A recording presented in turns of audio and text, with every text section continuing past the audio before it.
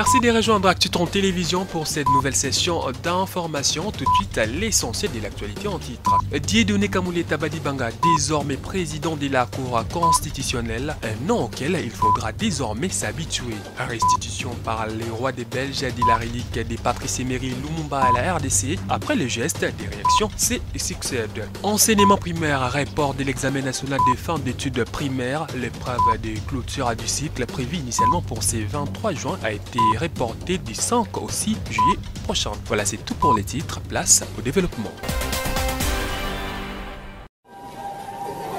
Fumée blanche, c'est mardi à la Cour constitutionnelle. Il est enfin connu, celui qui remplace Dieudonné Kalouba à cette haute instance du pouvoir judiciaire. Dieudonné Kamuleta Badibanga vient d'être élu président de la Cour constitutionnelle. Il présidera aussi désormais le Conseil supérieur de la magistrature. Les résultats étaient connus à l'issue de la plénière élective organisée ce mardi 21 juin 2022 par la plus haute juridiction du pays. Fanfare et honneurs militaires étaient au rendez-vous de cet événement haut en couleur. Du côté des agents de la haute cour, la liesse était totale. Il faut noter que le nouveau président de la Cour constitutionnelle est magistrat de carrière, ancien conseiller à la Cour de cassation et juge à la Cour constitutionnelle depuis le 17 juillet 2020.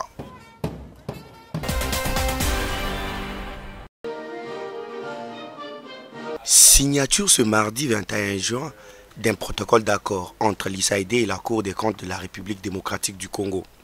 À en croire les organisateurs, la cérémonie de ce jour est une concrétisation du combat contre les fléaux de la corruption.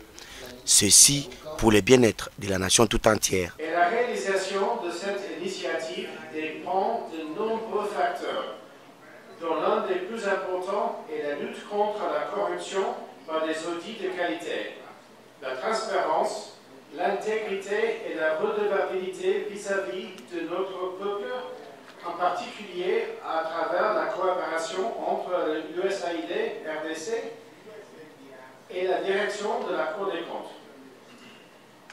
Cette coopération vise à renforcer la fonction d'audit de la Cour des comptes et à appuyer le travail de cette institution. Le président de la Cour des comptes se réjouit d'obtenir ces soutiens visant à permettre à cette institution de se professionnaliser. Les étapes stratégiques attendues sont, d'une part, la contribution au renforcement de la responsabilité des agents et à la lutte contre la fraude, la corruption et le détournement de fonds publics, et d'autre part, l'amélioration de l'administration publique et du genre, la prise en compte de l'inclusion et de la diversité en vue d'une meilleure prestation des services publics. Moment le plus marquant de la cérémonie, la signature des protocoles d'accord entre les deux parties. Tout ceci sous les ovations du public présent dans la salle. Coût du projet, 4 millions de dollars américains. 61 ans après son assassinat dont la dépouille demeure un mythe, les Congolais peuvent désormais rendre leurs hommages mérités à leur héros national à travers les reliques de Patrice Emery Lumumba, enfin restituées officiellement à la RDC depuis ce mardi à Bruxelles. Fumu Difima, président du Conseil de l'autorité traditionnelle et coutumière, salue les gestes mais exige en plus de la Belgique des explications quant aux circonstances ayant conduit au décès de Patrice Emery Lumumba. Nous voudrons saluer son retour, mais je voudrais qu'en même temps que le gouvernement puisse parler un langage franc avec le Belge. Nous avions trouvé un, pas parce que vous aviez parlé, parce qu'un de vos enfants a parlé, un de vos assassins a parlé. Dites-nous la vérité. Qu'est-ce que vous avez fait de Lumumba au Quito, Impolo? Loin de ce que vous aviez raconté, ici il y a une contre-vérité. Quelle est la vraie vérité? Je crois qu'à un moment, il faut qu'une diplomatie parle. Parce que quand les esprits vont commencer à parler d'eux-mêmes, comme Lumumba fait parler l'assassin, ce serait une discorde que peut-être qu'on ne saura plus gérer demain. Pour rappel, il est prévu 3 jours de deuil national en mémoire de Patrice Emery Lumumba. Belgique, Tervuren.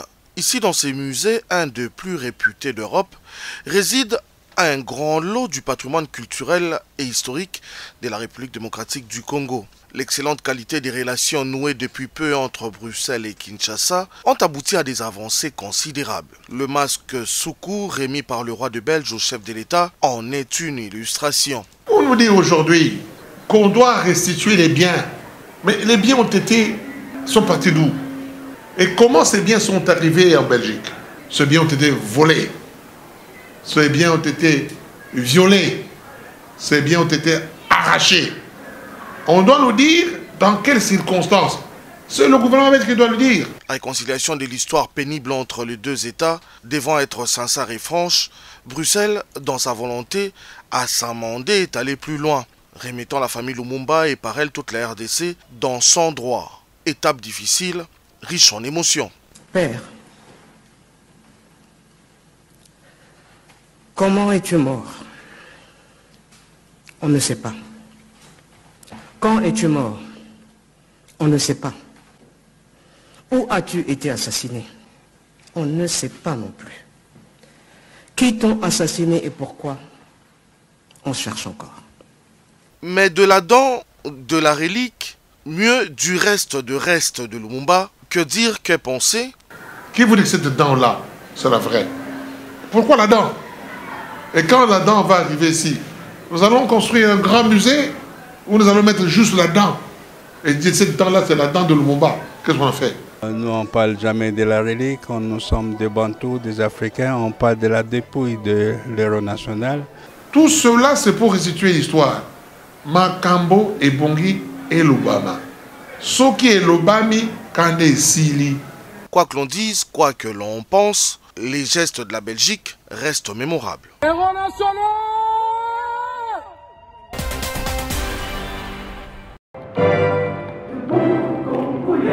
Ouverture ce mardi 21 juin à Kinshasa du forum sur l'élaboration et l'adoption d'un projet de stratégie et de plan d'action pour la prévention et la lutte contre les discours de haine à travers le support de communication écrit audiovisuel. Devant des participants venus des différents pays d'Afrique centrale, dont les professionnels de médias, la ministre près le président de la République a réitéré l'engagement du gouvernement congolais sous l'impulsion de Félix Tshisekedi à lutter contre ces fléaux qui détruisent à petit feu la bonne entente entre communautés.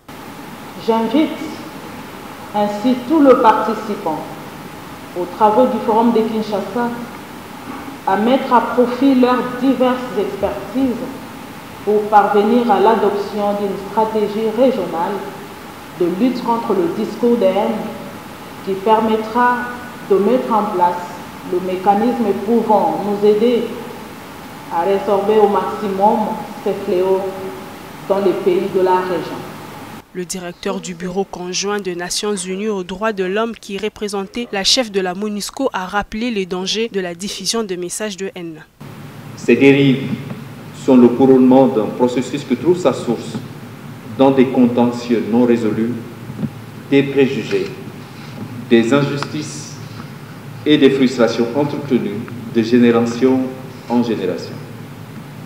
De nombreux acteurs, dont des professionnels des médias et de la politique, jouent un rôle négatif dans ce processus, notamment en excellant dans la diffusion et la propagation de messages incitatifs à la haine, à la violence et à l'hostilité. Ouvert ce mardi 21 juin, les travaux vont se clôturer ce vendredi 24 juin.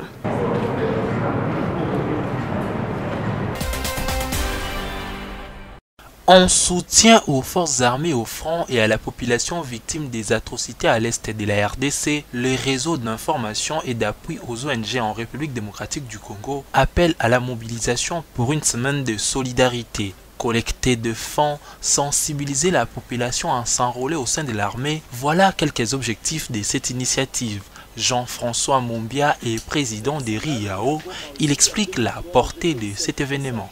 C'est une série d'activités, des conférences, des émissions qui seront animées. On va sensibiliser les gens, on va mobiliser et à la fin, il y a même des collectes qui sont organisées. Je veux que les Congolais puissent collecter des fonds à même de nous permettre de soutenir quand même, d'appuyer quand même notre gouvernement, d'appuyer l'État congolais. Riao veut faire sa part, mais à l'État d'assurer l'intégrité du territoire national, souligne ainsi Jean-François Mombia. La part de l'État congolais, c'est d'abord de prendre au sérieux ceux qui ont accepté de servir sous le drapeau congolais, ceux qui ont accepté de donner leur vie pour le peuple congolais, pour la paix, pour la sécurité de notre peuple, la sécurité de la nation congolaise. Il faut prendre suffisamment soin d'eux. On doit suffisamment équiper ceux qui ont accepté de donner leur vie pour défendre notre intégrité territoriale, pour défendre notre paix, la paix de notre peuple. On doit le prendre au sérieux. Président du réseau d'information et d'appui aux ONG en République démocratique du Congo, appelle la communauté internationale à prendre également à bras le corps la situation à l'est de la RDC en passant par des actes concrets. Initialement prévu le 22 juin, l'examen national de fin d'études primaires ENAFEP a été renvoyé du mardi 5 au mercredi 6 juillet 2022. L'information a été rendue publique à travers un communiqué publié le lundi 20 juin 2022. Le ministre de l'enseignement primaire, secondaire et technique a réaménagé les calendriers des évaluations certificatives de l'année scolaire en cours suite à des raisons d'indisponibilité de moyens de transport aérien servant à transporter les items à travers la province. À cet effet, le professeur Tony Mwabakazadi a souligné que les réaménagements du calendrier des évaluations n'affectera pas les calendriers scolaires pour les classes montantes du primaire et du secondaire, dont la date de clôture de l'année scolaire reste maintenue pour le 19 juillet prochain. C'est un plaisir. Il a fallu attendre 14 mois pour voir la ville-province de Kinshasa se doter d'un vice-gouverneur. C'est le gouverneur Gentili Ngobila qui a installé ce lundi 20 juin Gérard Mulumba dans ses nouvelles fonctions de vice-gouverneur de la ville-province. Il nous souviendra que c'est depuis le 6 mai dernier que les députés provinciaux ont porté leur dévolu sur leurs collègues élus de l'Imeti. Il a fallu aussi attendre le 9 mai pour que le chef de l'État entérine par voie d'ordonnance les résultats de ces votes. Prenant la parole, l'ancien député provincial a commencé par remercier les élus provinciaux pour le choix porté sur sa personne, mais il a aussi confirmé son engagement à servir. Et aujourd'hui, comme Dieu ne dort pas comme disent les gens, aujourd'hui, grand frère, je vous présente encore un merci sincère qui vient du cœur. Et je vous promets ma fidélité et loyauté. Je prends tout le monde à témoin. Contrairement à ce que les gens disent, non, je suis venu ici pour bouleverser, non.